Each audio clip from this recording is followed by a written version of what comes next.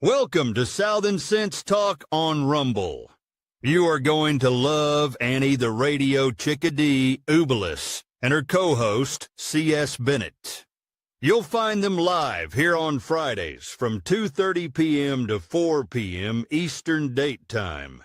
Check out their website at Southern Sense, as in commonsense.net. It's that easy, southernsense.net. So sit back and relax. They're informative, fun, irreverent, and politically incorrect. You never know where they'll go, but you'll love the journey.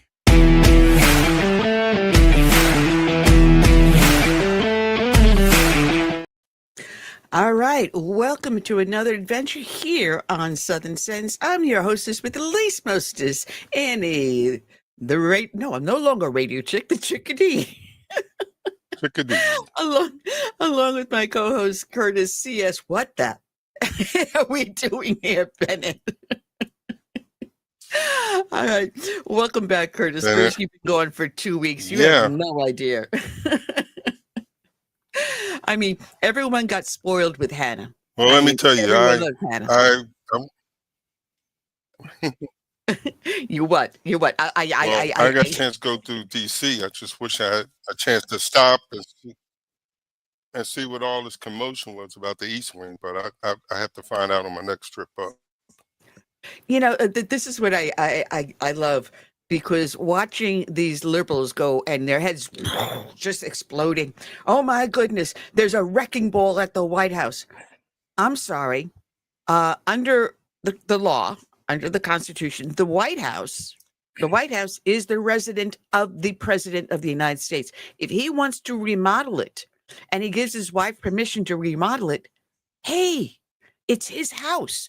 He can do whatever he wants to it, except burn it down. But yeah, he can turn around and build a ballroom. I mean, the White House basically was not changed for the first, 100 years or so. And then in, I think, 1903, there was a number of remodeling that went on. And it has continued since then.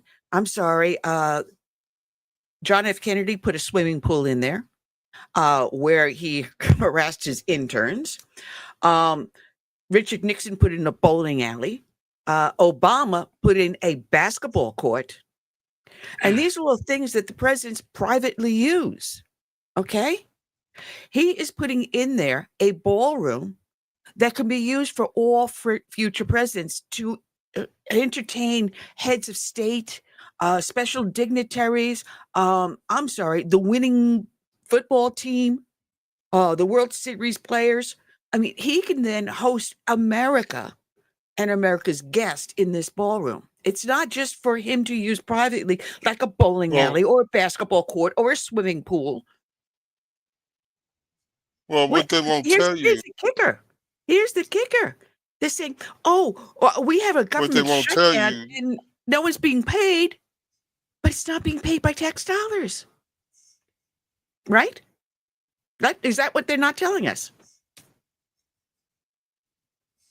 Did we lose you, Curtis? Right. Well, he's doing it through private funding and his own money. I'm not sure. Can you hear me now? Yep, gotcha. He's doing it through his own funds and private funding. Yeah, it is. And not only that, private funding. It was Truman that gutted the whole White House out and rebuilt it. Right. He has his own balcony so he can go up there and look down on the public. And each remodeling, the vast majority of these remodelings that have done in the past were the private pleasure for the president.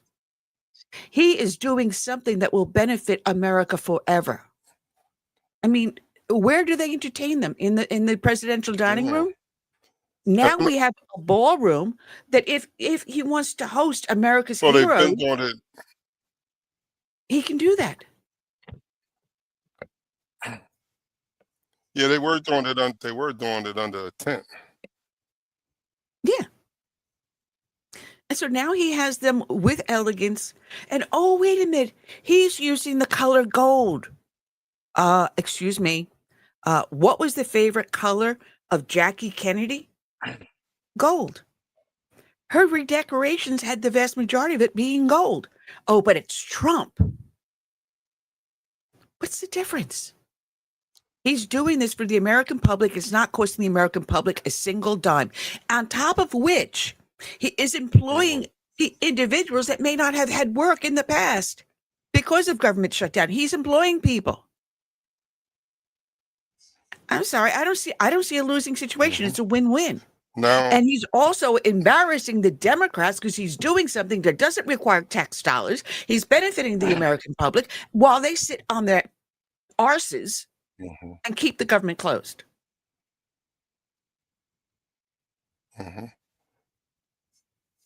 Yeah. I don't know if you heard me before, but Truman gutted the White House out. Yeah, he did. He did. He made numerous changes, not just one or two. He made many changes in the White House. And yeah, the wrecking ball went in there and knocked out whole sections. I mean, well, it was falling apart. Yeah. Well, Carolyn Levitt showed pictures of where the wrecking ball that went through where Truman was. And she goes, do you see the debris? This is Truman. This is what Truman did. Do you see any difference here? Now, the president is adding on to the White House something that will benefit America for the future and not just for his private use, like a swimming pool or a basketball court or a bowling lane. Yeah, so anyway. Oh, I also love that Hakeem Jeffries and Chuck Schumer were daring. Oh, don't mention that guy. Well, they said, oh, you want to talk about government shutdown and opening the government back up? We'll meet you anytime, anywhere. And Trump called him on it. He goes, okay, name the time and place. Or here's a time and place. You said anytime, anywhere. Then come, let's sit down. Let's talk. Do you see any talks going on? Do you see Hakeem Jeffries or Chuck Schumer sitting down with the president saying, okay, we said anytime, anywhere, and you said here and there, we're here. Do you see that? No. It's all talk. It's all talk. So anyway, I have to apologize. I did put together a dedication for our today, and I forgot to upload the video. That's my fault. A little bit ditzy lately. Still the residual from getting out of the hospital. I don't know if the listeners know, but I had an incident with AFib. Atrial fibrillation, and I spent a couple of days in the hospital. 3.5, actually 4 days. The first day they sent me home. I went back the second day and spent 3 days more. And with AFib, as you're recovering, you can find some memory lapses. So I apologize. That's my fault. I put the whole thing together. I had it on the other computer and failed to upload it into the website. So that's my bad. So I apologize. For those that watch the show, know that we start off each and every show with a dedication to a fallen hero. And I will edit this episode and I will add the dedication in for those that want to catch this later on. Today's dedication is going to go out to Deputy Sheriff Daniel Weston Sherrer of the Morrow County Sheriff's Office in Ohio. His end of watch was Monday, May 26th of 2025. And this is from the Officer Down Memorial page that you can find at odmp.org. And it's titled Daniel Weston Sherrer. Deputy Sheriff Weston Sherrer was shot and killed while responding to a report of a shooting and domestic dispute at the 100 block of County Road and Country Road 15, south of Marengo, just outside of Columbus, at approximately 7:40 p.m. When Deputy Sheriff arrived at the residence, he found the subject seated on the porch. As he approached the subject and attempted to de-escalate the situation, the man threatened the Deputy Sheriff with a gun. And if he came any further, he stated, he would shoot. Deputy Sheriff stayed behind and continued to speak with the subject until he moved to the steps and fired at Deputy Sheriff, who was struck while returning fire. Deputy Sheriff was taken to the local hospital where he succumbed to his wounds that night. The subject was also wounded and was transported to a local hospital in serious condition. A warrant for aggravated murder had been filed, and he has been charged with murder of a police officer. Deputy Sherrer had served with the Morrow County Sheriff's Office for 4 years. He is survived by his parents, sister, and fiancé. And on a side note, the worst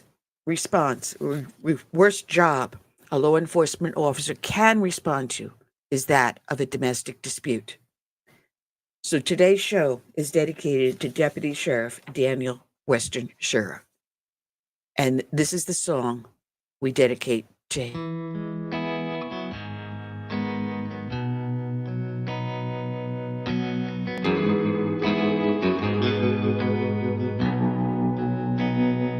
Let it be said, when we finish this race, we kept them free, we led with grace. Let it be seen,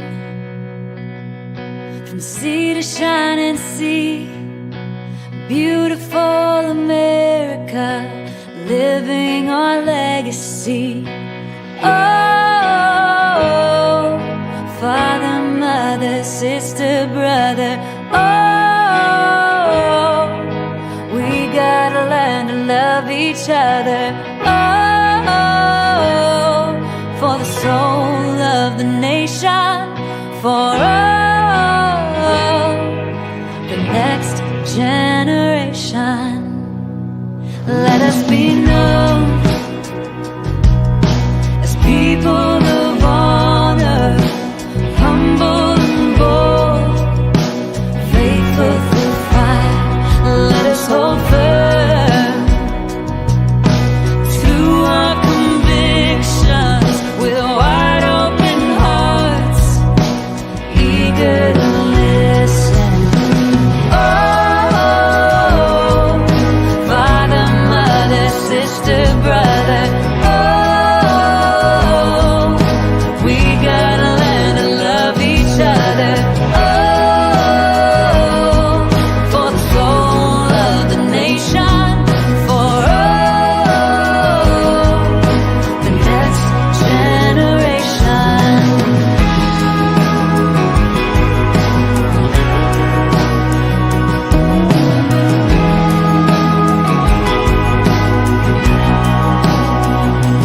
Let us make room,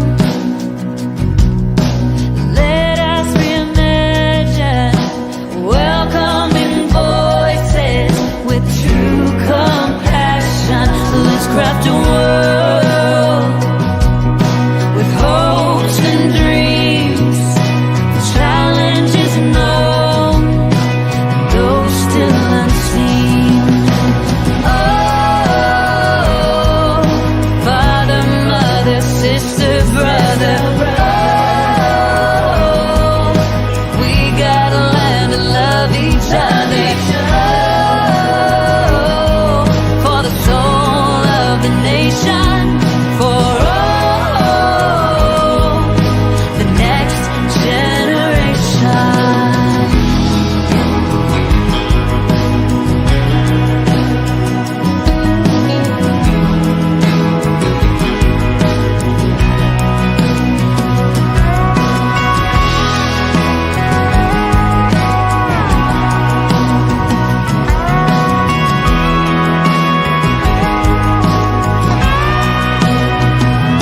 Let us be sure, when our time has come, we gave them hope, we made them strong.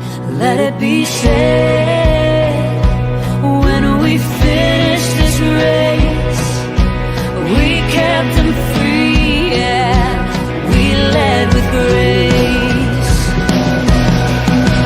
Oh,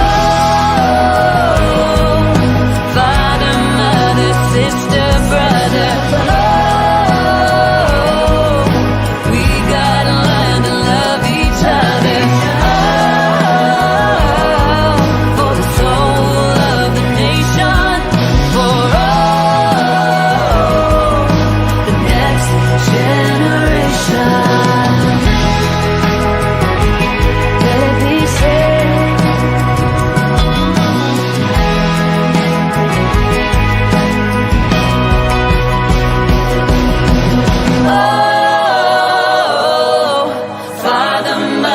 sister, brother. Oh, we gotta learn to love each other. Oh, for the soul of the nation, for the next generation.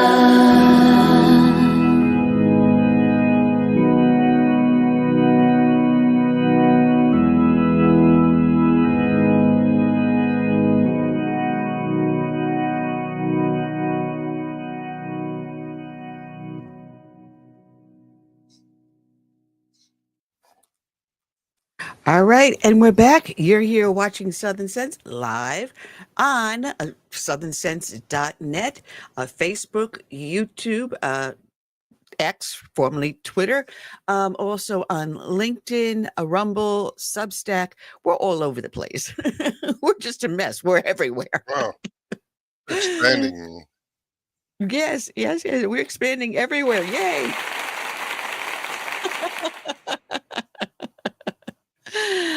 Oh, I can't resist that. Well, Listen, seem like your voice is going out. my voice is going out. I don't know about that. Well, everything looks fine here. Yeah. Anyway, it could be the internet. We've got ourselves two great guests coming up in a short while. One of them is James Bradley. He's got a great new book out. It is called Precious Freedom. It's a novel dealing with Vietnam. And his previous book is Flags of Our Fathers. He's got like 6 books out there. This guy is a prodigious writer. Not as good as you. You're like, what, up to almost 30 or over 30 now? What are you up to? Curtis, you just froze. Wow. You there with us? He'll catch up.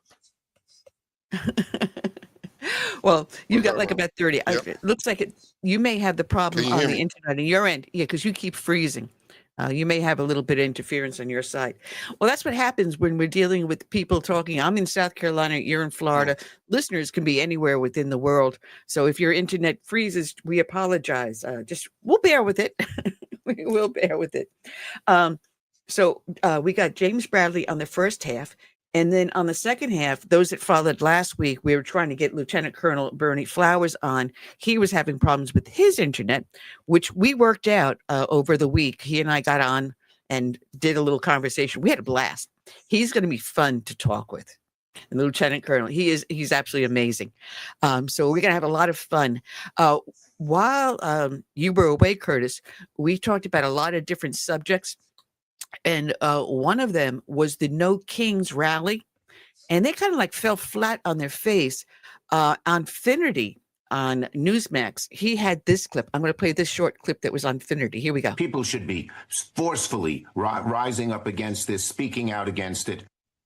Okay, so that was the most prominent elected Democrat in America calling for a forceful uprising. Those were the words that he used. The last time we saw a forceful uprising in this country, the Confederacy fired on Fort Sumter and the Civil War began. The left are calling for that again. We're serious.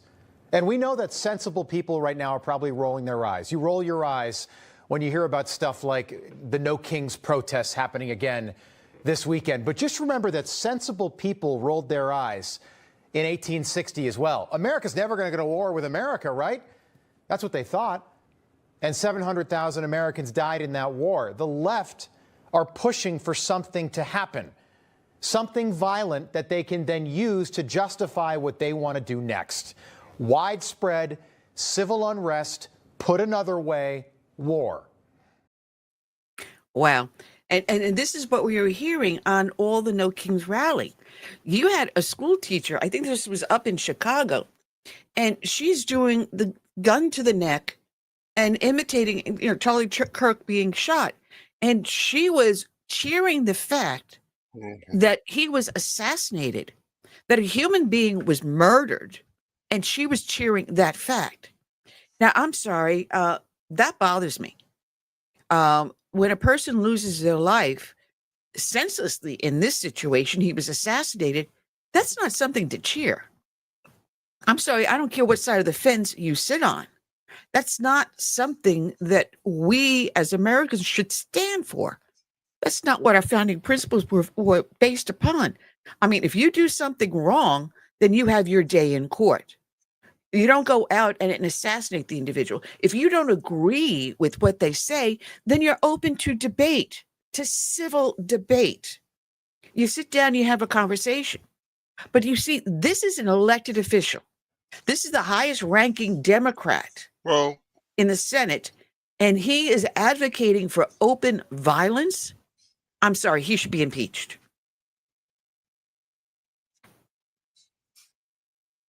Well, listen to this. They don't value life. We know that because of abortion. Yeah, go ahead. We lost you again, Curtis. We lost your sound, Curtis.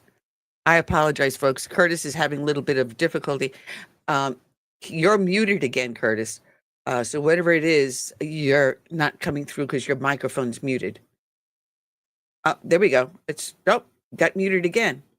It's on your side. Go ahead. There you go. Yeah. I'm not sure what's causing it. But anyway, we know they don't value life because they support abortion. So why should they value anybody else's life? No, and they also support this end of life. And there's this huge movement to now allow end of life, as part of the medical profession. And this is going to be another show that we're going to get into, not just abortion, but this new end of life movement, that no matter what your age or what your disability, it could be something mental that you can go to a psychiatrist and have cured, but they support end of life no matter what the circumstance. And I do plan on doing a whole future show on this. That said, we've got the one and the only, and I'm going to have a blast with this guy. I already let my husband know that he's in trouble. Let's bring in James Bradley, the author of a great new book called Precious Freedom, which we named the show after your book, as well as your former book just before that. I think this was number 4 or 5, Flags of Our Fathers, about Iwo Jima and your father, a famous corpsman at Iwo Jima in World War II. Welcome to the show, Mr. Bradley. Thank you so much for having me. So now I'm going to start off because you had You're welcome. the one, the only greatest coach in all of football, as far as I am concerned. And I already showed the audience the Brett Bear behind me, Vince Lombardi of the Green Bay Packers. I am a former New Yorker, but I have always been a Green Bay Packer fan. So good girl. You caddied for Vince. I can't believe that. I am so jealous. I was a little boy. I lugged, caddy's a big word for it. I lugged coaches' clubs around. He didn't talk. Like for 18 holes, just straight ahead, just hit the ball and everybody around him. Yes, coach, no coach. And his mind was on football and he was in his, and then we grew up with him. Bart Starr lived 3 doors down from us. So we grew up with the Green Bay. The Green Bay Packers were all around us when we were kids, and they were gods. They were gods on TV on the weekend, and then during the week they were right there. Oh my goodness! I wish I lived in your neighborhood. I wish I was your next door neighbor. You would have been my best friend growing up. I swear. Now here I was in New York, and I had 2 brothers. One was a Giants fan, and the other one was for the Jets. I don't know why I didn't go for the Buffalo Bills, because they were actually the only true, honest team that was a New York team. The only one with the headquarters in New York, upstate, yes, but in New York. But I went for the Green Bay Packers. And I was saying, hey, listen, guys, you can have whatever team you want, but there is no team in football that has more Super Bowl trophies and has a coach that has won most of those Super Bowl trophies than the Green Bay Packers. Because when they started off, they were for crap. Vince Lombardi got a hold of him and made him a team to admire. In this book, Precious Freedom, I put the Ice Bowl in, the famous NFL championship between Dallas and Green Bay. I got it in there. So one of the characters I created is a Green Bay Packers fan, and she's a young girl who's watching Walter Cronkite, trying to learn about Vietnam or brothers in Vietnam. And did you know me? How did you know me? How did you know me? Well, you're too young to know all this, I can tell, but maybe you read about thank you. The hair is colored. The hair is colored. And let's put it this way. I graduated bicentennial, and I am proud to live to see now the semi-quincentennial coming up. So yes, I was that girl sitting in front of the TV with my parents trying to understand the fall of Saigon and crying. You know, the reason Sherrer speech. So I was that age. I was 13, 14 when Tet happened. And then I wrote 4 books about the Pacific, one of them Flags of Our Fathers. And then I thought, I should go to Vietnam. And I was a established author by then. I thought I'll spend 3 years in Vietnam and write a book. And it took me 10 years because everything that we have been propagandized by Walter Cronkite and Ken Burns and the documentaries, they're not telling the truth. And if you go to Vietnam, it's not that they have a different shade. It's that the war was a Vietnamese war. It happened in Vietnam. So I being a Vince Lombardi guy, Bart Starr, when Vince lost, he tried to figure out why he lost. He looked at the game film. What was their strategy? How did they beat us? Well, America never did that with Vietnam. And I went back to Vietnam and I contacted what we called the Viet Cong. And I said, how did you guys win? And to my shock, I'm the only American author who's ever gone to Vietnam and seriously asked the winners, how did you win? And the answer is this book, Precious Freedom. No, it's not out yet. November 11th, it will be released. I've already put mine on order. So yes, I do read the books of the authors I interview. And I did download Flags of the Father, but I only did that yesterday. So I haven't had a chance to read it. We're going to have to get you back on for that. But you also have a very interesting past.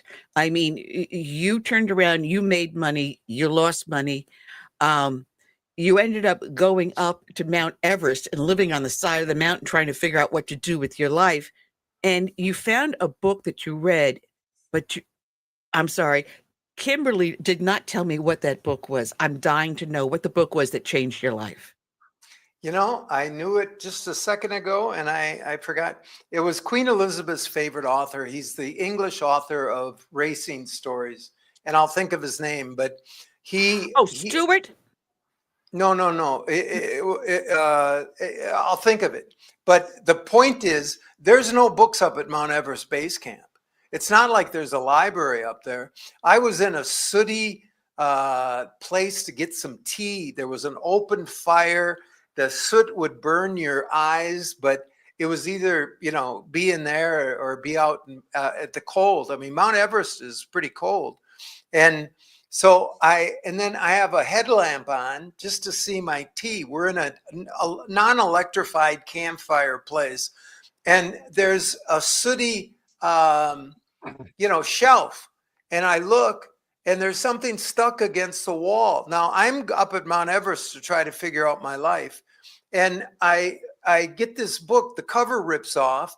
There's a book up there and it's by this guy who says, I was a jockey, I got injured. And then I turned my life around by becoming an author.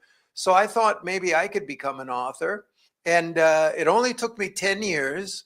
And I had on Flags of Our Fathers was New York Times #1 out of the box, but I had 27 publishers turn it down. So any aspiring authors, Flags of Our Fathers, Clint Eastwood, Steven Spielberg bought the rights. They made the movie. The book has been translated into, I don't know, 20 languages. It's all over the place, Flags of Our Fathers. 27 publishers wrote me letters telling me how it wouldn't work. You know, the jockey you're talking about, he did a lot of books that were murder mysteries. I know who you're talking about because he's one of my favorite authors. And I'm sorry, we're both having brain farts. So, it doesn't matter. I'll come up with it. But the point is he said, you can be an author. And I was looking to be creative, but I was bad in business. So, that was a long time ago. That was 1990. And now, like I say, I went to Vietnam, thought I'd write, three. See, the point, the story of this book, Precious Freedom, is really told in the title. That Americans, if you ask them, why were we in Vietnam? If you ask vets, what were we fighting for? Like exactly. And Johnson and Nixon, and they all changed the narrative. Ho Chi Minh said, nothing is more precious than freedom. The Americans might kill your mother, father, destroy your house, wipe out your community. They might point a gun at your head. You got to keep going. There's nothing more precious than freedom. And he made it a moral case.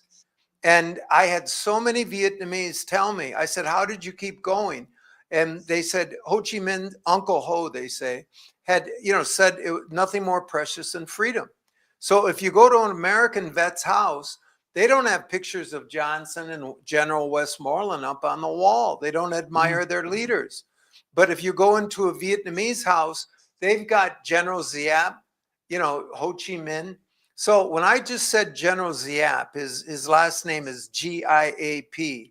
Every American should know who General Giap is. Why? He was the winningest general of the 20th century. Trump is talking about military generals, and he says MacArthur and Eisenhower, those are great guys. They were born in the 19th century. We haven't had a winning general, and for 80 years. No. The winningest general of the 20th century was General Giap. The Vietnamese beat the Chinese. They beat the Mongols. They beat the French. They beat the Japanese. They beat the Americans. We gave it everything we got. But the Vietnamese, that's their one skill. That's their one story, is getting rid of the invader. And we walked into a hornet's nest. And I want to say to all the vets listening, I learned that the Vietnamese admired the American fighting man. That was not the problem. The vet was not the problem. They did what they were trained to do. The problem was the leadership put them in a situation for which they were not trained. And they lied. They said, in the opening scene of the book, Chip, the soldier from Minnesota, shoots a guy in the head. He's a father. Well, the daughter, May, who's the heroine of the book, sees Chip shoot her father. Well, Chip thinks he's killing a communist, but the family doesn't know anything about communism. I had so many Vietnamese tell me, we didn't know what democracy was, what communism was. That's not what we were fighting for. We were fighting for our front yard. We were fighting for our mothers. So May is 15 years old. She sees the American. She all of a sudden knows who the enemy is. She's motivated to fight. She goes to the forest and gets trained. Well, they had a system. The Ho Chi Minh in the 1930s predicted the protests that later brought down the Vietnam War. So our history says, oh, we went to war and eventually the American people protested. No. Ho Chi Minh taught his followers 50 years or 40 years before that. He said, if the Westerner comes into Vietnam, they don't have a moral case. And the people of America will react. We're going to win the Vietnam War in America, not in Vietnam. Ho Chi Minh said, there's no way you can beat these Marines and soldiers and tanks and whatever. He said, but it's a moral case. It's about precious freedom. And Ho Chi Minh said, don't hate the American soldier. They're being taken advantage just like you. They're a victim of the U.S. government. I had so many Vietnamese say, Ho Chi Minh taught us, don't hate the Americans. The Americans are a victim of their government. And that's the point of this book. Well, to bring people back to what America looked like at that point in time, there was a lot of us that were listening to what we were being told by the presidents and Congress. And all right, we've got the domino theory is what they sold us on. If you remember the speeches on the domino theory, if Vietnam falls, then goes Cambodia, and so on and so forth. So we must stand our ground in Vietnam is how they raised it to us. But they never completely explained what the situation was. At one point, we had control, we had division between North Vietnam and South Vietnam being a supposed democracy, but was still run by the military. And then when that broke down, and they were trying to unite Vietnam, we were there fighting, but we didn't know exactly what we were fighting for, because as you write in the book, it was the everyday person that was just defending their village, their home, their little hut that they had there, little garden that they had there. And we didn't know. We were told, well, you have to go and capture this. We didn't understand what was going on. So we're listening to the government. We're listening to the media that was just mimicking everything until the point where we saw the Malay massacre. And there was other instances prior to that that started to break the American trust in government. And when we watched on TV being played over and over again, we're going, well, why are we there? And that's when the protests really broke out here in the United States. And a lot of us that were really being patriotic just said, well, these are hippies. They don't know what they're going. They're protesting because they don't want to get drafted, is what the American public was thinking. And then the man who was the voice of America, Walter Cronkite, went one day and turned around and spoke out against the Vietnam War. And I think that's when he did that on the media. The man who was the voice of America turned around and says, the Vietnam War is not a good war. I think the heart of America kind of broke and said, well, why are we trusting our government? And I think that's where you're showing that the parents of Chip, one being a very a veteran himself, is turning around and saying, wait a minute, what are we being told? Just what are we being told? And here we look back all these years later, Vietnam is a highly prosperous nation.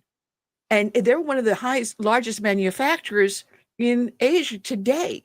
It's not what we thought it would turn out to be. It's the exact opposite. And so we're still being lied to. We're still being lied to. We're told it's a communist country. Well, I don't know how you get to be a billionaire in a communist country. Vietnam is growing 8% a year. The Mercedes, the BMWs. But let's go back to your domino theory, which I bring out in this book, Precious Freedom. So every government official, Robert McNamara, Defense Secretary, Lyndon Johnson, President, Secretary of State Dean Rusk, domino theory. If China is going to come into Vietnam, Vietnam will fall, and then the whole place will go to hell. Well, Robert McNamara, at the end of his life, said this. He said, the domino theory was never debated in the United States government. They never had a meeting about the domino theory. So all those boys, my brother, your friends, they went off to Vietnam for the domino theory, but nobody in the government had. Now, here's another fact, that what I realized was the Vietnamese were going by a strategy called People's War. And People's War is a definite strategy. Capture the initiative, do this, do that. The Pentagon Papers showed that nobody in the United States government ever had a meeting to analyze People's War. The American government was totally lost. We've got jets, we got aircraft carriers, we're going to win. Well, how are we going to win? So Ho Chi Minh said, it doesn't matter how much equipment they have. We have the people, we've got the hearts, and we're fighting for freedom. Now, listen to this, which is shocking. At the point we're talking about, 1967 is what this Precious Freedom book is about. There was a guy out in the United States going across the country, and he said, Ho Chi Minh's the George Washington of Vietnam. He said, there's no way. I remember that.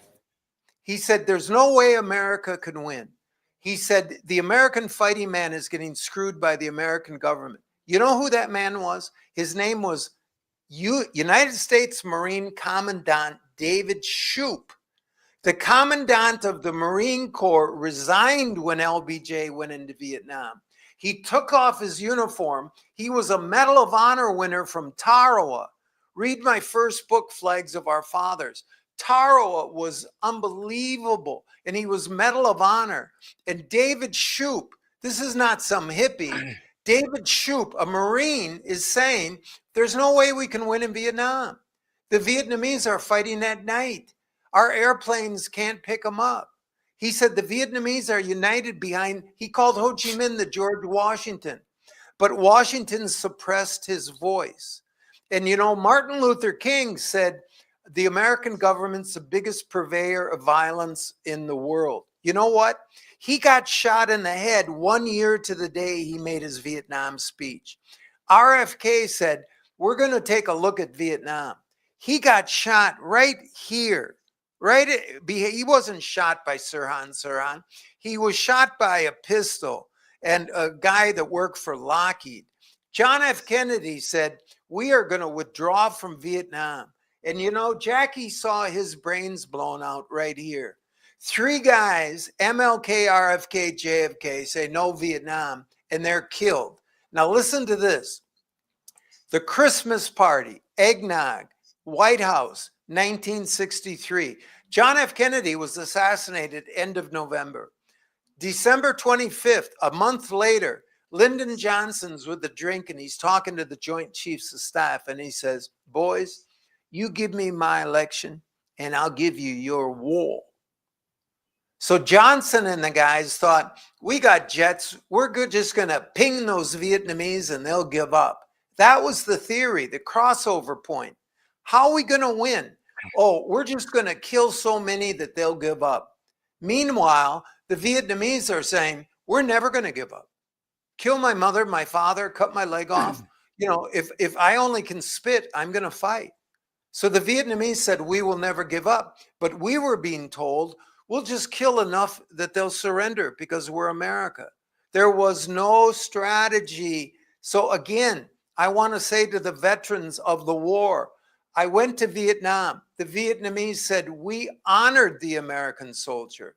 We felt an empathy for them. They were professional. They fought well. They didn't run away, but their leadership had no strategy.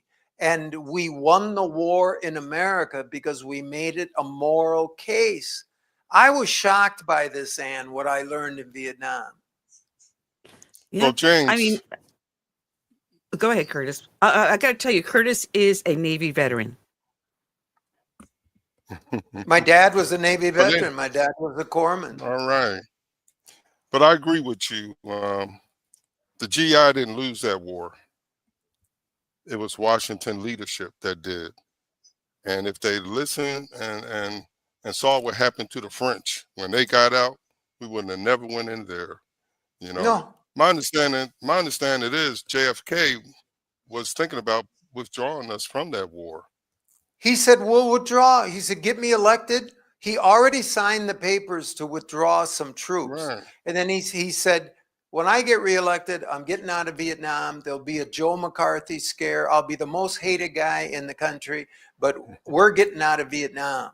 And then guess what? He got some bullets in the head. And LBJ saluted and said, I don't have a strategy. I don't know what to do, but we're going to go into Vietnam because it'll be a couple months. You know, if anyone wrote a book about LBJ, like you wrote this one on Vietnam, it would be explosive. That man was, in my opinion, a POS. You know what a POS is? Yeah. And he was into more trouble than anyone else in the White House. I'm sorry. I don't even think Joe Biden could have gotten us into as much trouble. And that's a long stretch there. But as you are talking about all of this, it's like I'm remembering everything, watching it as it occurred on the news.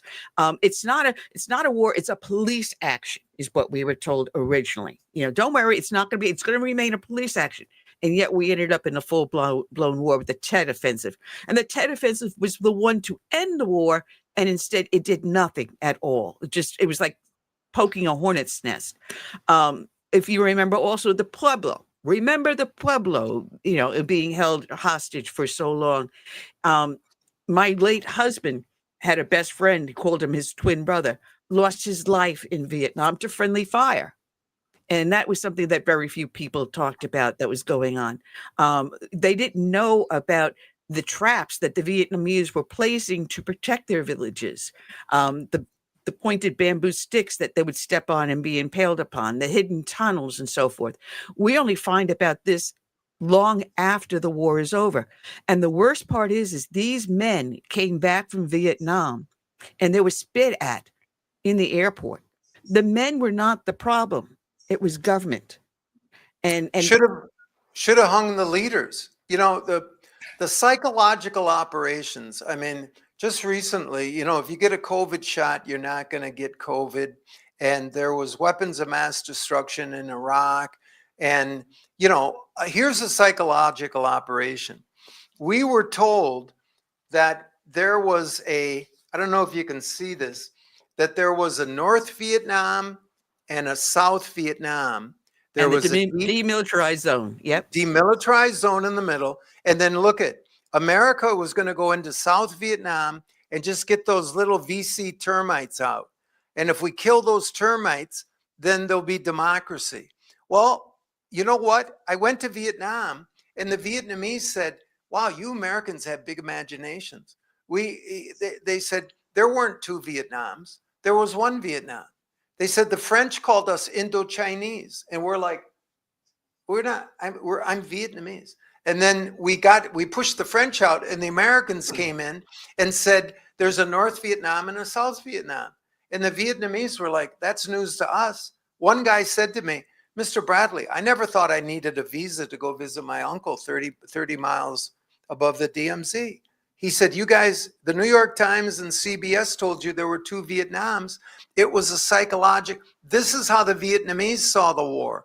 One Vietnam, and we attacked the whole thing.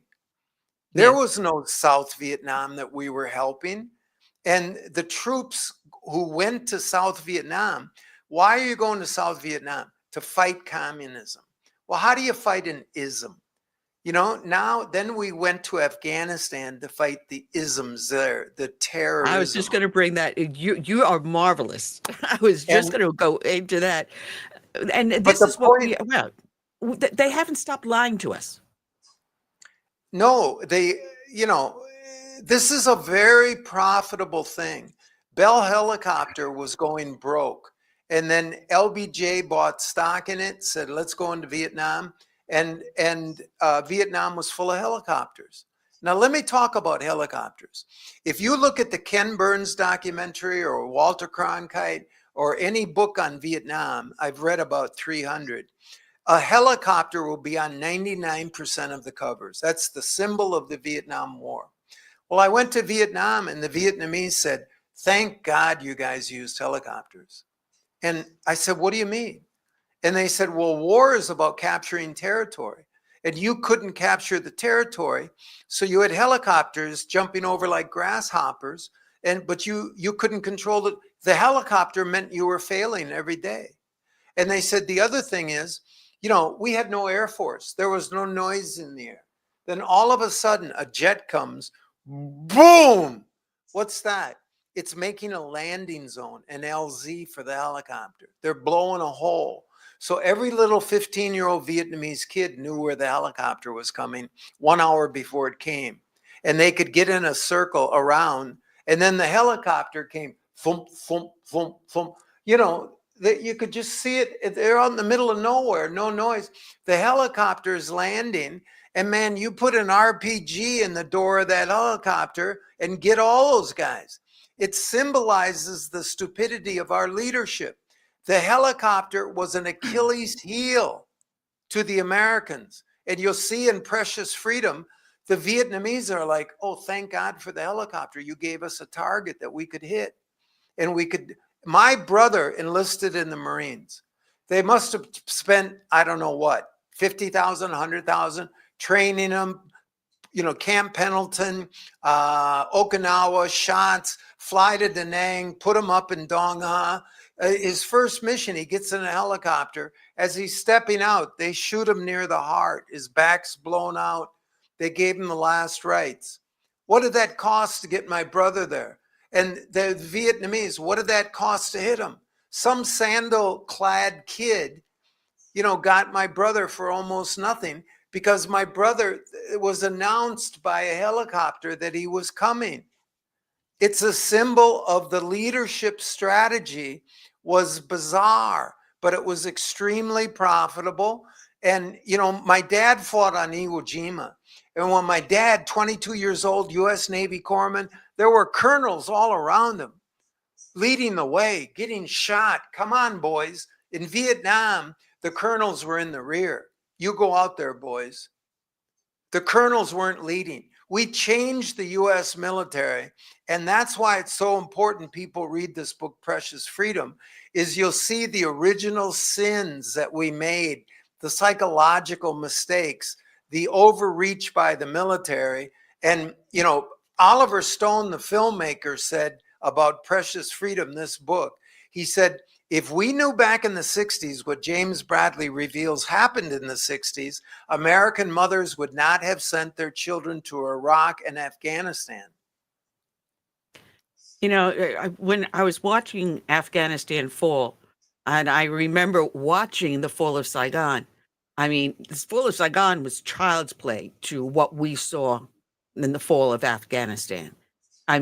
That was complete failure.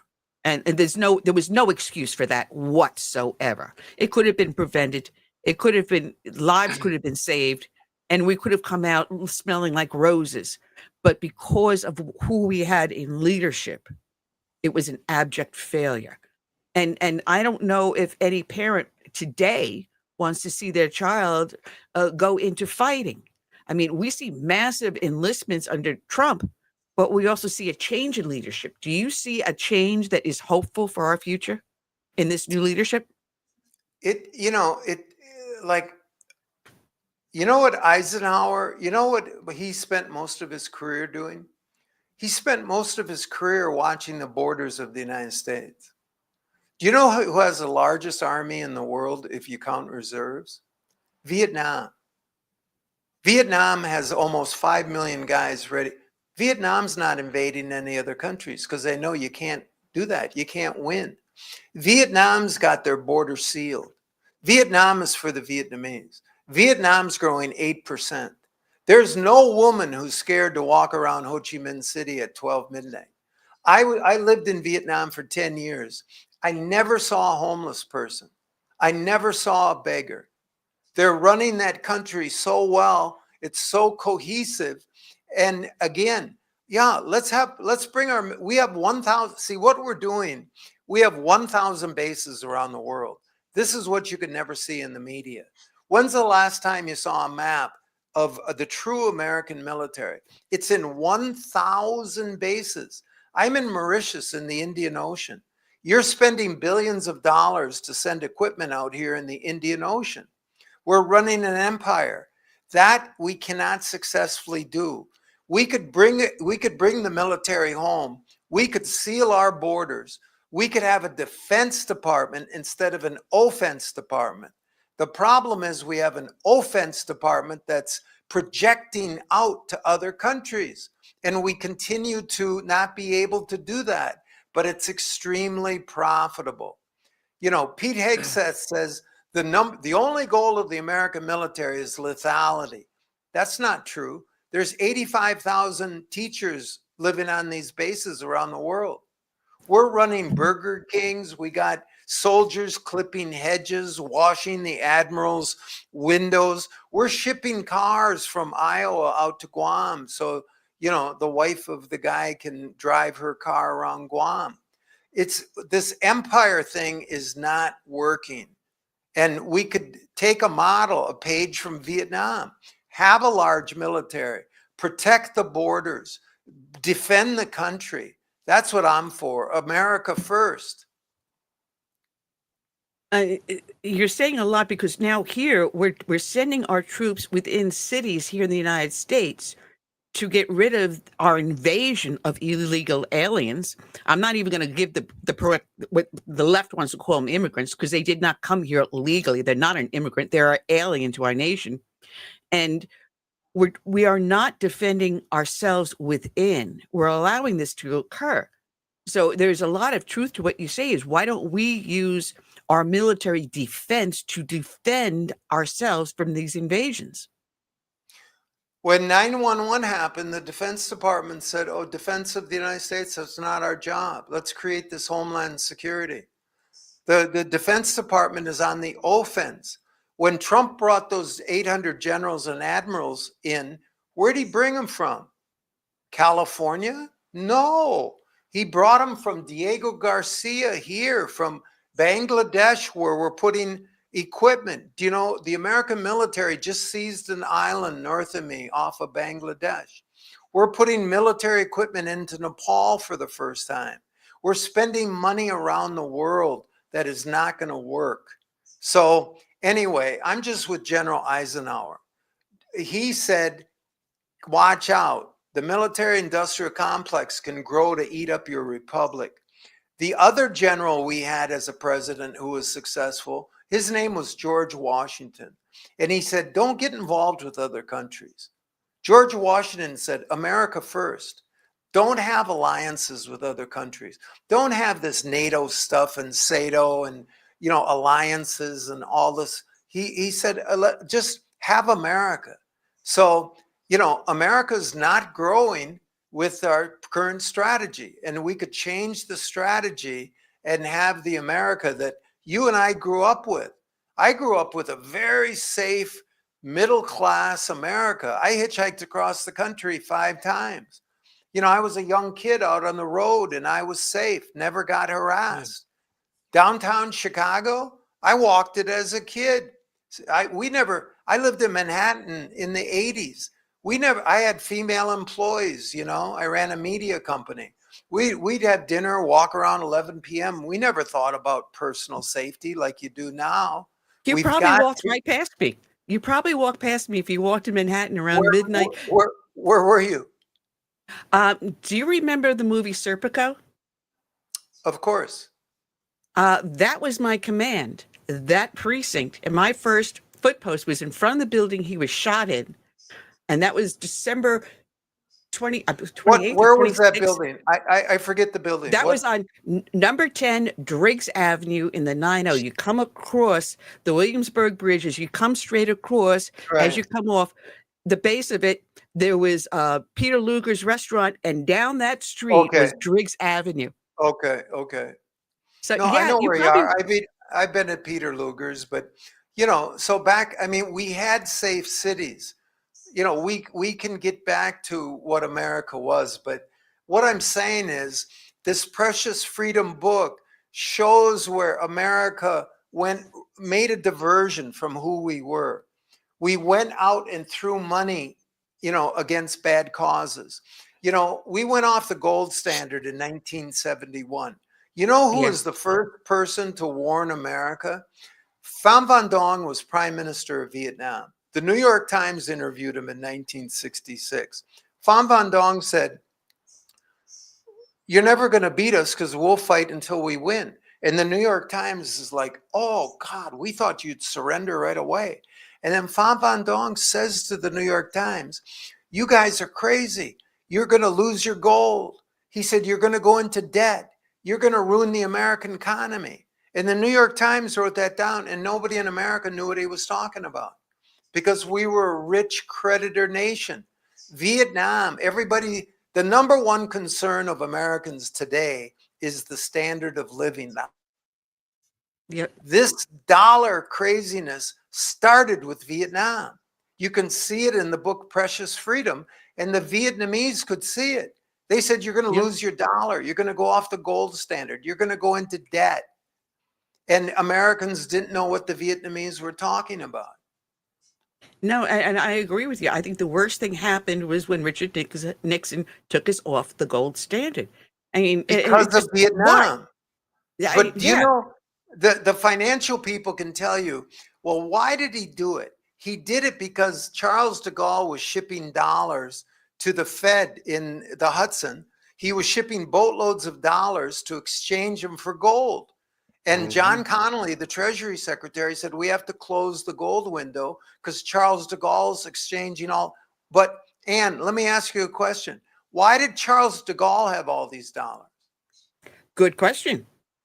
Very good question. Why? You know why? Because in the 1960s, we shipped boatloads of dollars to a place called Vietnam. And the Vietnamese banks were founded by the French. And those boatloads of dollars went to Paris. And Charles de Gaulle was full of dollars and he shipped them. The reason we went off the gold standard is not Nixon in 71. It's Johnson in the 1960s who was shipping the dollars to Vietnam.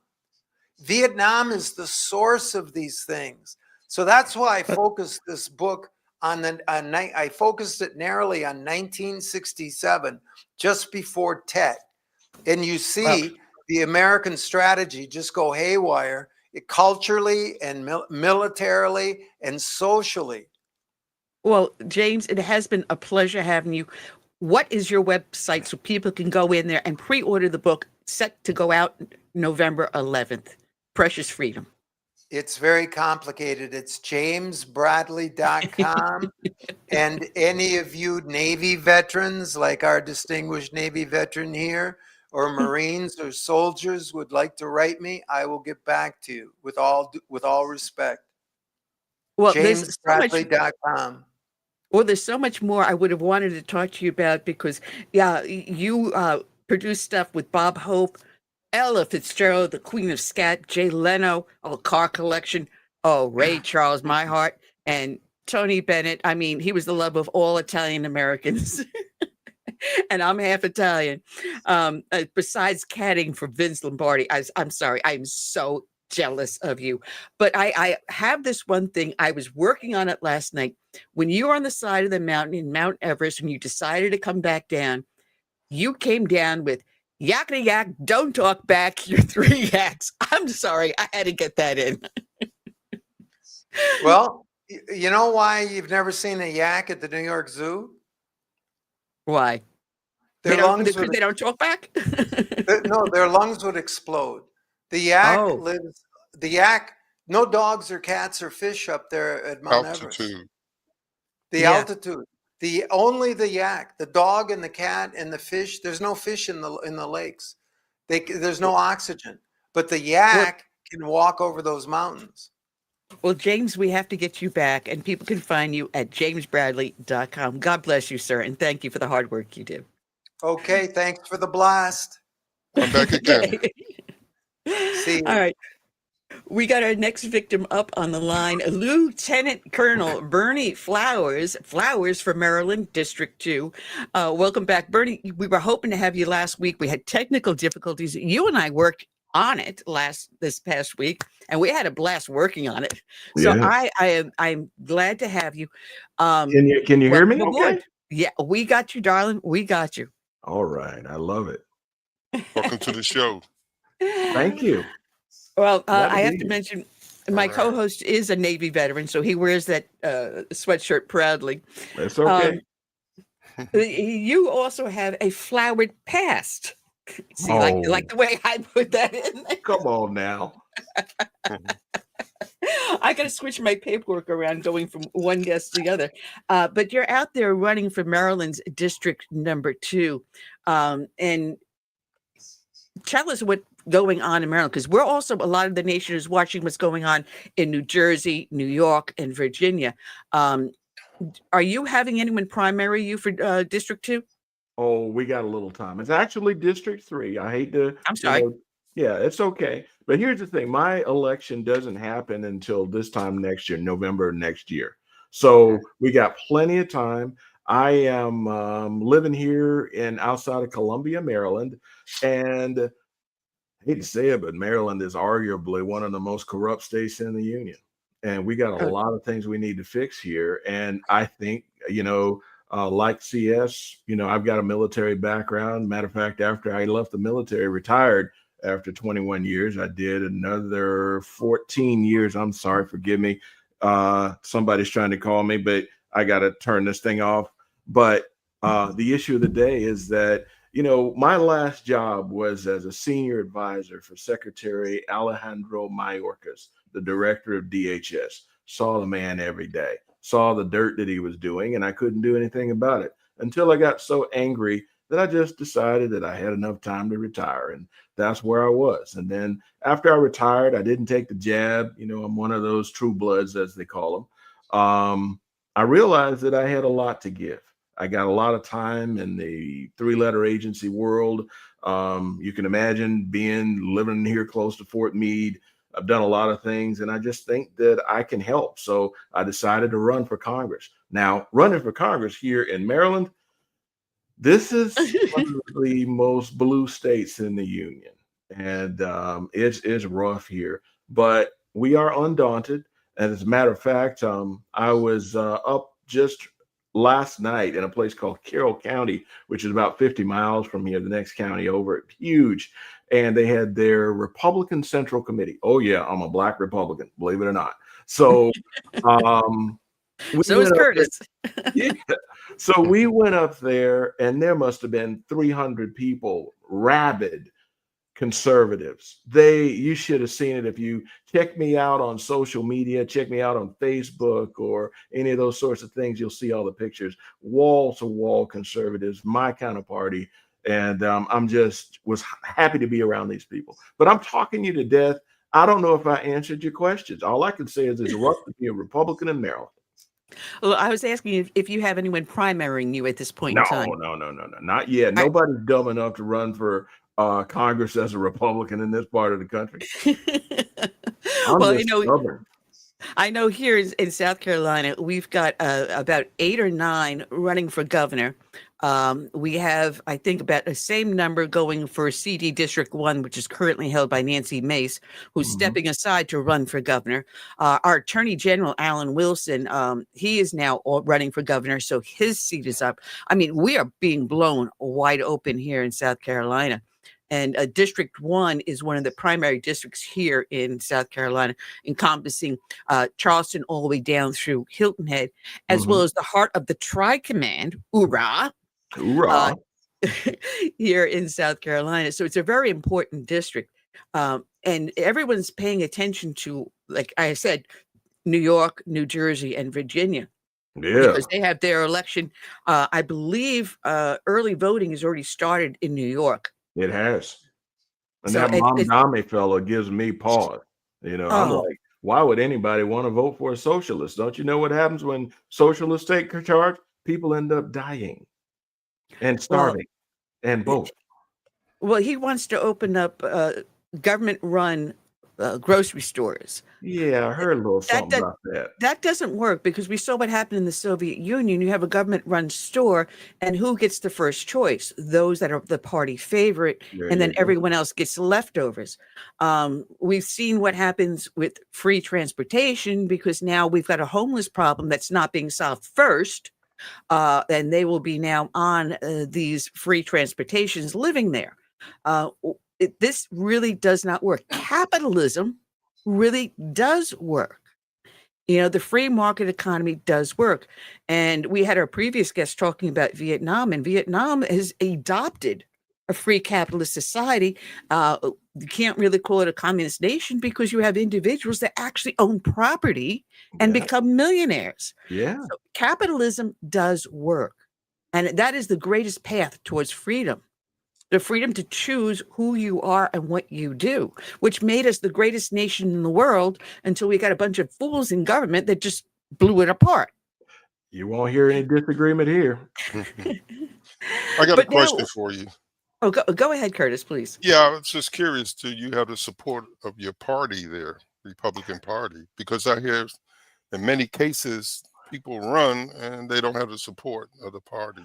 I'm kind of a weird one like that, and it's good that you asked that question because I'm a bit of an outsider with my party. And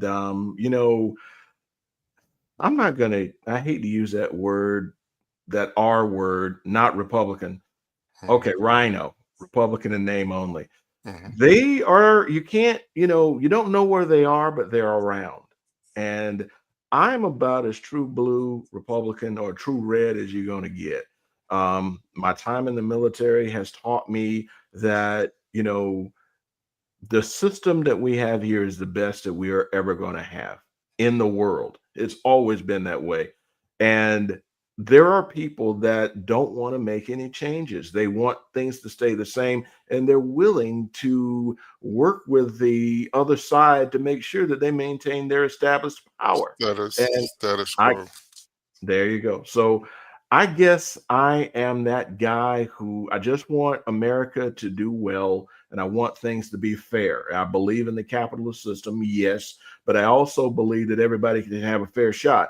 And there are people in our system that have established wealth, or better yet, inherited wealth, and they're not really willing to share that.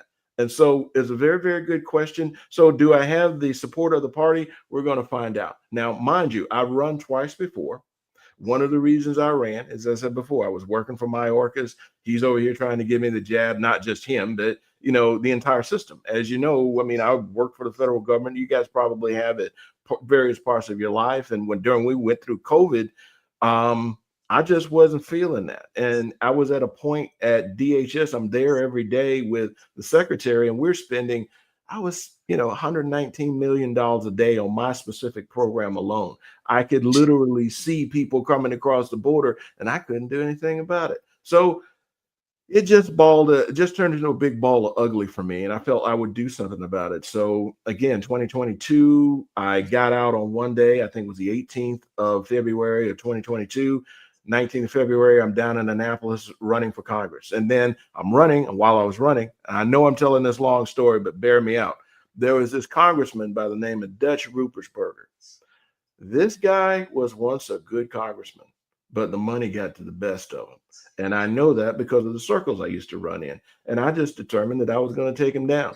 While I was running for Congress, we got redistricted. So I found myself running for Congress in a district that was 50 miles away from me.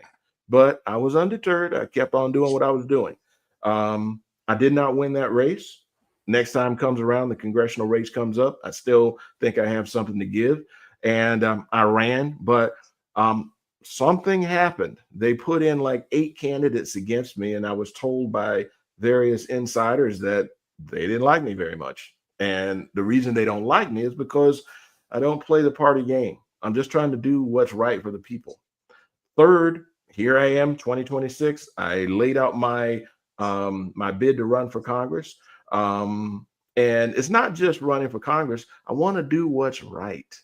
Those military, that oath that we took, remember that, Mr. Bennett? Oh, yeah. Yep. It's still valid. So that's why I keep doing what I'm doing. And now I'm starting to get a little bit of success. Now, here's the problem. I mean, when you're out here running, you've got to have support. And I didn't have that kind of support before, but now people know who I am. If you go on to social media, type in Berney Flowers, as my name is spelled there with an EY instead of an IE, my name will pop up, and you'll see that I've been pretty active and pretty engaged. So the issue of the day is, yeah, I'm carrying the flag for the Republican Party, the real Republican Party. So I may not be the party favorite, but I'm that guy that's going to do what's best for the middle class and the American people. Well, you have a very interesting background on how you came into the Republican Party. And I like to say that I was born without a liberal gene in my body. It's just my natural personality. I just, for some reason, and growing up through, as our previous guest we were discussing, growing up watching the Vietnam War and watching everything, going through the debate of Roe v. Wade, and growing up Roman Catholic, Italian Roman Catholic. Even at that point, it was a debate within myself. Yeah. Like, what is this? How am I trying to understand it? And as I'm maturing into young adulthood, how is it going to affect me?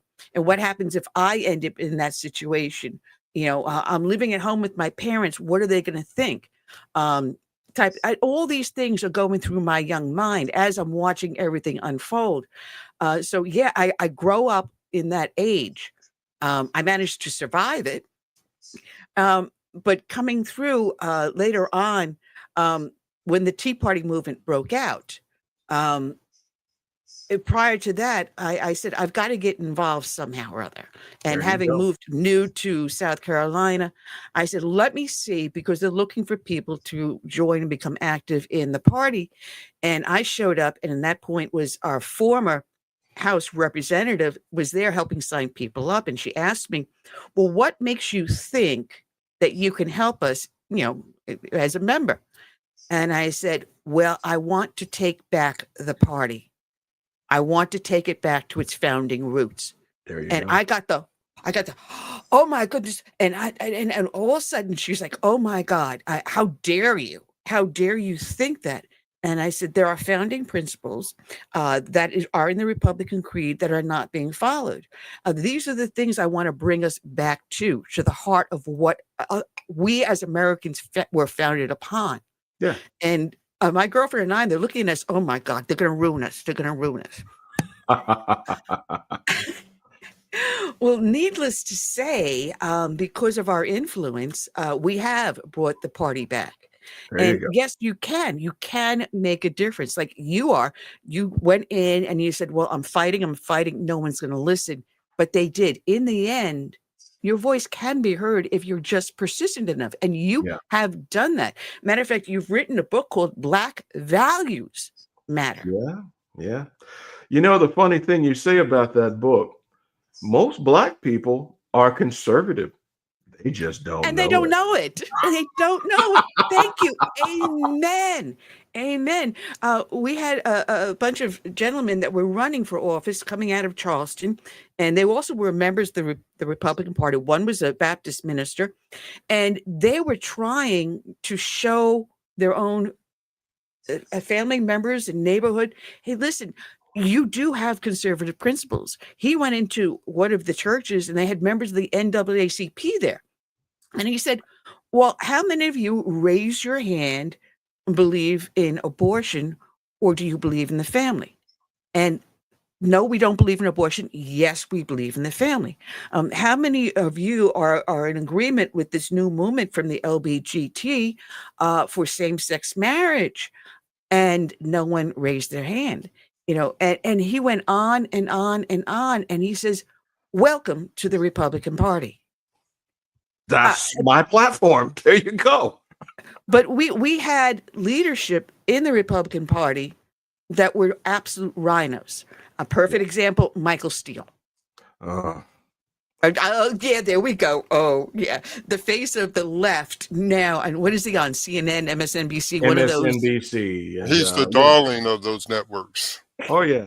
I used to think very highly of him, but when I ran last time, his people reached out to me, and they were just interested in money. They didn't believe in the principles of conservatism or anything like that. They were just getting out what they could get out. And, I learned some valuable lessons. And one of those lessons is not to trust him. Yeah, no one ever accounted for the money that disappeared underneath him either. That got swept underneath the rug. I heard. I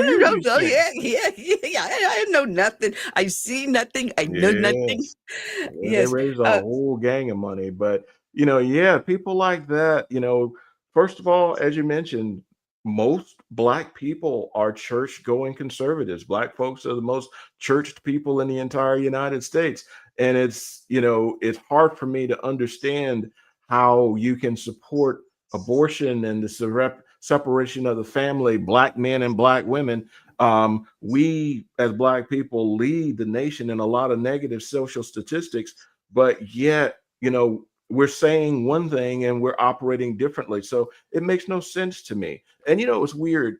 A person that I have a lot of respect, one of my elders in my family, he and I used to get along very, very well. And we had a political discussion, and he was trying to tell me that the Democrats freed the slaves. And I was trying to explain to him that the Republican Curtis Party has written about 30 books so far, and one of them dealt exactly with that issue. Did it not, Curtis? Yeah, a couple of them. Yeah. Yeah, crazy. And I had to literally pull the autobiography of Frederick Douglass off my shelf and go to a specific page and show him, how this all went down. This man's 80 years old, and I have much respect for him, but he was flat out wrong. And a lot of people have been indoctrinated with this BS. And unfortunately, we have to re-educate them. Yeah, a lot of them think that Lincoln was a Democrat. Yeah, they got it all wrong. I don't know what schools they went to, but the schools in North Carolina taught that Abraham Lincoln and Frederick Douglass were Republicans. Well, it's called government-run schools. There you go. Yeah, Abraham Lincoln, the first Republican elected president. A matter of fact, we recently celebrated, what was it, the 100th? The 125th of the founding of the Republican Party. Something like that. I'm getting this wrong. I know the numbers are wrong. But that's okay. I just went to the Lincoln Reagan dinner last night. 175th. I believe it was 175th, if I get it correct. And he was assassinated for his troubles, by the way. That's another issue. Whenever you start messing with the money, people end up dead. Isn't that weird? Yeah. So. There are so many heroes that were Black Americans, many of them free slaves, such as the architect of DC. Yes, Benjamin Banneker. Hello, we understood that all men were created equal, meaning not just males, meaning as in human beings, grammatically correct, not the LBGTQXYZ explanation of it. But all men being you and I, and I went and I spoke to a recent Rotary group, and they asked me, what does it mean to be an American? And I said, America was founded upon the principle that all men were created equal. And if you look at it grammatically, it is every single human being has an equal worth. And I said, look at it this way. I didn't ask God to be born in this skin or this gender. I was born white. I was born female. And I said, anyone else in this room, tell me one person that had the audacity, first off, to ask God to be born in a certain color, a certain location, a certain gender, a certain wealth. Did any of you? No one. No. But what you do here and now with your life shows you your worth here on earth. There you go. And paves the path for later. That's right. This is what we as Americans believe. You were born, and no matter who you are, you have the chance to try. You're not guaranteed to succeed. You can keep on trying and trying until you do succeed. And our previous guest did exactly that. He fought and fought until he has succeeded. He had succeeded. He lost. He came back. He's even better than ever. Yeah. He's a fantastic gentleman with an excellent book out there. And you are too, with yours, Black Values Matter. I appreciate that. I appreciate that. Gotta hawk it. But what we got ourselves here and now is what makes us important. There you go. It's your actions that count. And we got a constitutional republic here. People make the mistake of calling us a democracy. And our focus should be on the rights of the individual. And being an old communist fighter, Curtis, I'm sure that you follow the same dictates because we were probably in the military at the same time at some point. But the issue of the day is communism, Marxism. These people never go away. They've got plans to take this place over, and I'm not going to let them do it. Just flat out not going to let them. And one of the problems with the Black community, some of us are still fighting the Civil War and slavery. There you go. They didn't get the memo. They didn't get the memo. So you're right. We have to educate these people, and that's what I've been doing. Amen. And I don't understand. There's nothing holding anybody back except morality. Now, we got a lot of folks that just have lost their morals, but I go back to Lyndon Johnson and the Great Society. These social engineers from Harvard that he hired, They knew what they were doing. They put in Like all I this said, welfare. Yeah. They Lyndon break us Johnson all up. was It's the terrible. worst president. The Great Society was the biggest assault on the Black community because what he did was develop generational poverty. Yes. And he made it for every generation after that to worship on the altar of government and not the altar of God. Well, he said he'll have blacks voting Democrat for 200 years. And you're right. And we fell for it. I lived in South Texas for about 7 years, in that Austin area down near San Antonio and all that sort of stuff. That man was the word on the street where he was a Klansman. He knew what he was doing. He was very involved in all that negative stuff. And so, like I said, these globalists, these Marxists don't mean us any good. And they're using the Black community as their patsies. And we're falling for it. On another subject, and I'm sorry, but there was this preacher don't be sorry. in the news just recently. They caught this guy on television. They were recording him. This poor lady walks up to him. I guess, there was a mandate in their particular church that each parishioner was supposed to give like $2,000 to the preacher. This is on the internet. And the woman walks up. She had only $1,400. And the preacher wouldn't accept it. He said, basically, like some kind of pimp, go back and get more.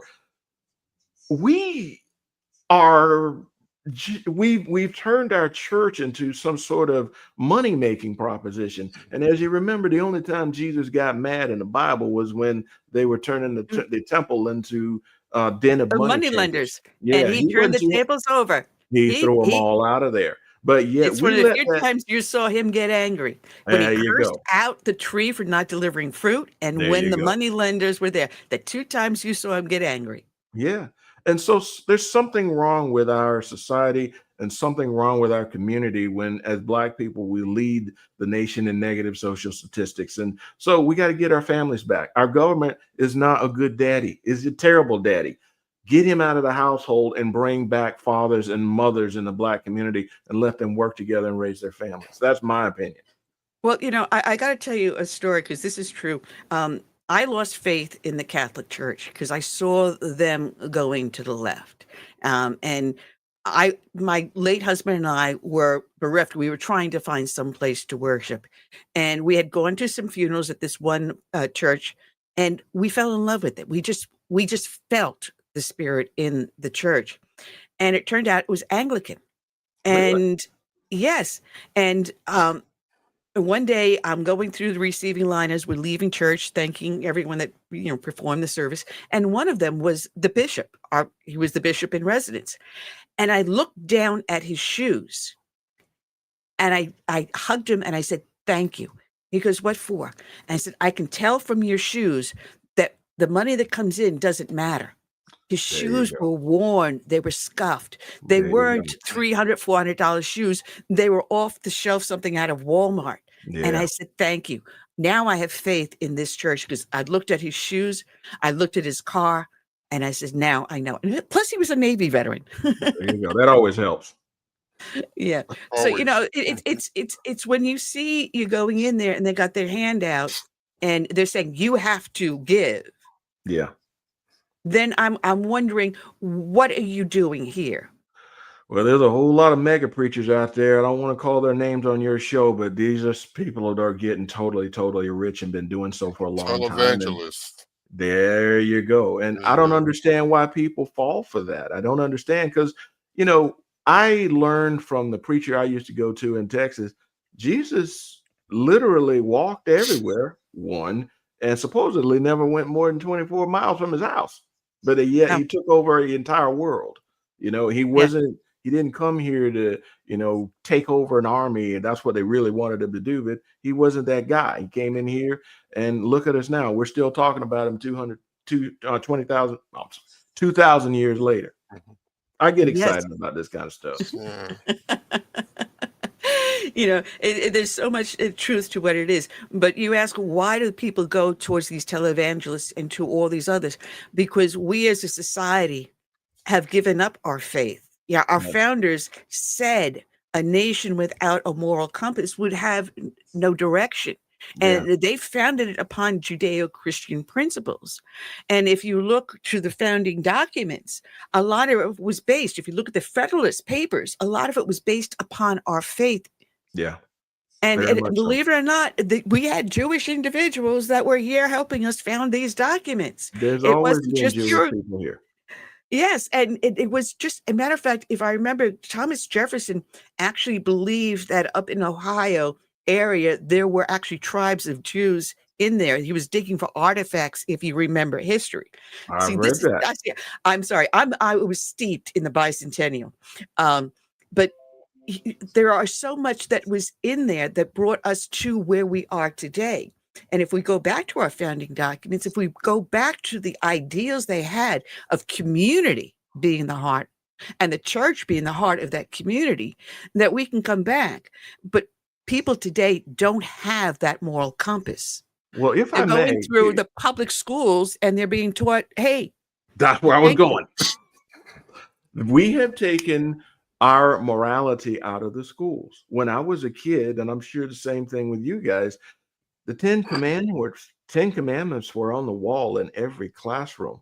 So now what's on the wall? These kids don't have a moral compass. They don't know right from wrong. And so when you see somebody do some kind of crazy thing like do some sort of shooting or have fighting or all that kind of, they don't know right from wrong, and they're not getting it from home because both their parents are working, trying to buy that BMW. So, and the parents are not involved in the school board, much less the classroom. So they have no idea what is being taught. That's why I like the charter schools. I like classical Christian schools where actually the parents are physically involved. They know what is going on in the classroom. And the parents come to a meeting, they're not being arrested for voicing their opinion because they felt their child was either physically abused on the premises, as we saw certain fathers being arrested and dragged out, or that they were being taught things that were against the moral and religious values of that family. We got a lot of that up here in Maryland. Not freedom from religion. And we forget that. Yeah. Yeah. So, yeah, there's a lot of things we need to fix. And the truth is, I've got a lot of background in a lot of different things. And I'm just trying to use this last third of my life to bring some goodness back to our country because our children deserve it. You know what? I just looked at the clock. We're past our closing time. Oh, my goodness. I'm sorry. You know, I'll talk to you today. All right. Well, I apologize to the listeners. Normally we cut off at 4:00. We were so into it. We were rolling. But I will say one last thing. We also, not just religion, we have freedom of speech, not freedom from speech. Yeah. And today I made a phone call to my exterminator, and I was talking to a woman who happens to be a Democrat, and we had a conversation, not an argument. And we can have that. That's what we're based upon. You are running for Congress out of Maryland's 3rd district. I got that correct. And the book that people can find up on Amazon is Black Values Matter. And people can find you at flowersformaryland.com. Look me up. I think you'll be happy with what you see. Okay. All right. So James Bradley was an excellent guest. You can find him jamesbradley.com, flowersformaryland.com. God bless both of you gentlemen, and thank you for putting up with this crazy lady. You're no crazier than me. So with that, Curtis, I'm going to say good night and God bless as we end the show. Wow. Okay. Take care, folks. We'll be back next week. Take care.